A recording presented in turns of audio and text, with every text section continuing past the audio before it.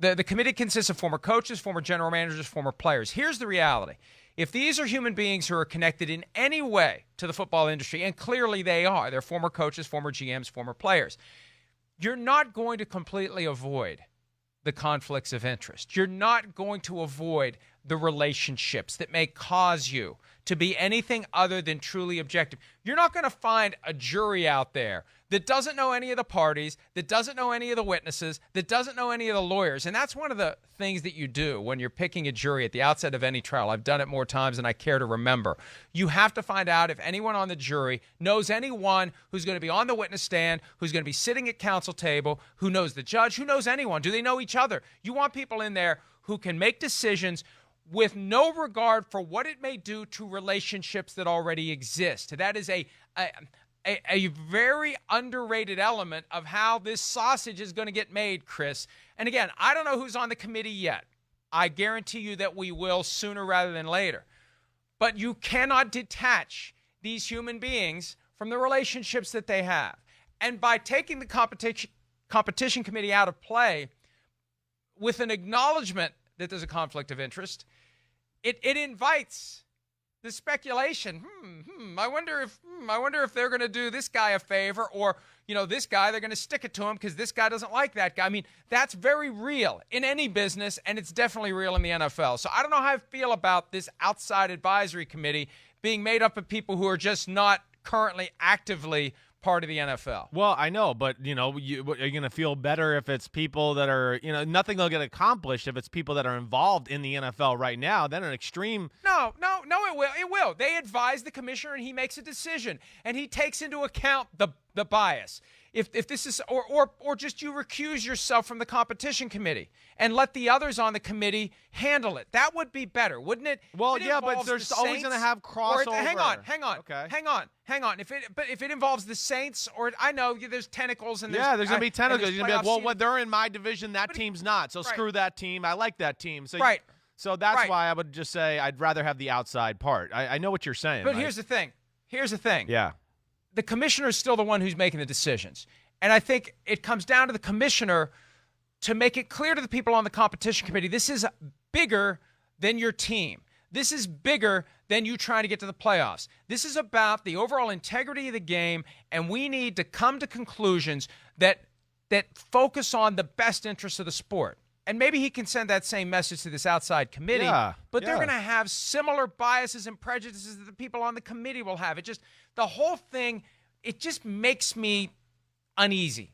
And I want to see how it works. Troy was kind of asked yesterday, what will the standards be? Will there be factors determined ahead of time? I get the impression this is going to be, let's just address these circumstances as they come up, and that is not conducive to the kind of consistency that is going to keep people like us from saying, why'd you cancel this game but not that game? Why did this team get a break because they didn't have any healthy offensive linemen and this team didn't get a break? That's what they need to avoid. And that's what I'm concerned is going to filter into this process, the perception of inconsistency. No, I'm like, I hear your concerns totally. I do think you're avoiding some of those concerns by using an outside committee rather than guys that are involved in the game. I just think that won't look as good either. I just think for the fans, transparency, everything. But, again, we don't know the committee. But, listen, Troy Vincent's a smart guy, and he's got a good heart, and I don't think they're trying to find guys who, are in this for the wrong reasons, or they want guys that are in it. I'm not saying. I know. I'm not saying there's a sleeper cell.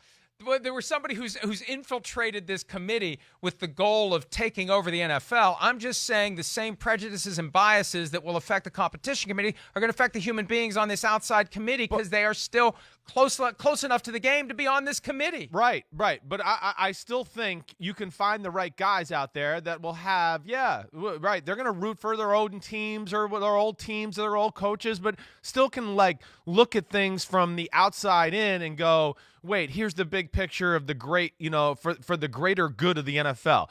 I think of just guys like, hey, Derek Brooks, let's say him. Hey, we know he loves Tampa Bay Buccaneers. Derek Brooks is smart, loves football, loves the NFL. he is not going to be overly biased to like screw the NFL over just for Tampa Bay. Or like if you took, let's say, a guy like Mike Shanahan, who's been out of football for a while.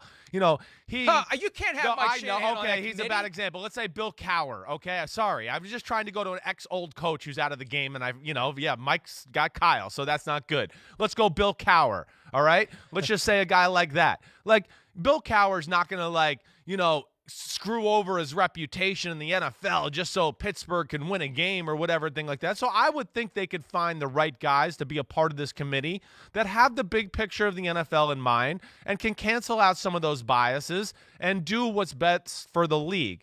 So I like the committee idea, but I understand your concerns, and you're Dr. Doom, and you're always thinking the worst thing possible. No, I'm not, Doc. No, I'm not. No, I'm not, Chris. No. Look, somebody's got to be concerned about the worst case scenario. Somebody's got to say, you know what, this could go off the rails before it goes off the rails. And I'm more concerned about the lack of standards. I'm more concerned about the potential lack of consistency, because that is what will invite some speculation and or investigation as to whether or not someone was trying to help a friend or hurt an enemy, right? Even though you're not currently actively with a team. And I'd like to think the members of the competition committee have the integrity to set aside their own interests to do what's right for the league. They do that every year when it's time to come up with rules, right? Why can't they be expected to do it when it comes time to figure out what's right for the league when making these COVID-19 decisions? So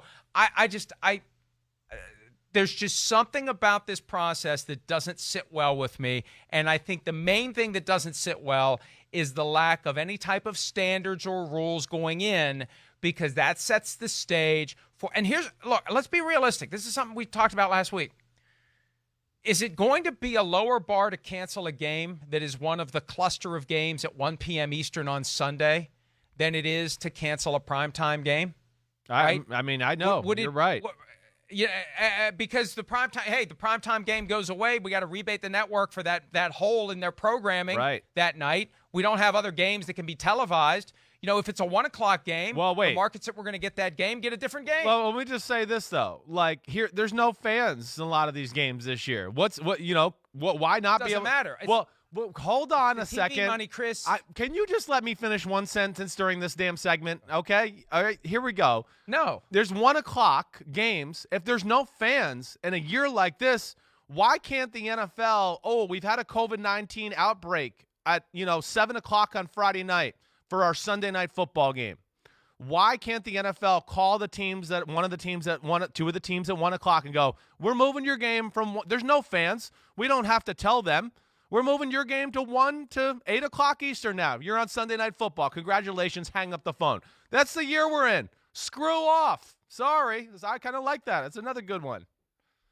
Oh, no. Yeah. And we've brought that up. Yeah. The reality that these games can be shifted around. They can, right? Pretty easily.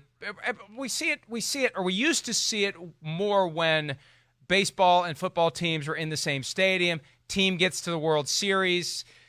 Sunday game becomes a second Monday night game. Yeah, I remember a Broncos-Vikings game in 1987 that was an alternate Monday night game because the Twins were hosting a game in the World Series. Yeah, I remember that. On Sunday, and it got bumped to Monday night. So you can have 2 Monday night games. You can have games that get shifted around depending upon when the outbreak is, and I think that's what that committee is going to be advising the commissioner, what's right to do here. And I think they're going to do all they can to get the games in. Yeah. When the time comes to determine to pull the plug on a game, whatever those factors and standards are there need to be applicable in every other situation, or that's when the whole thing falls apart. That's what I'm concerned about. And I hope that there is a strong commitment to consistency in the application of those standards. Hi, I'm Mike Tirico, and thanks for watching.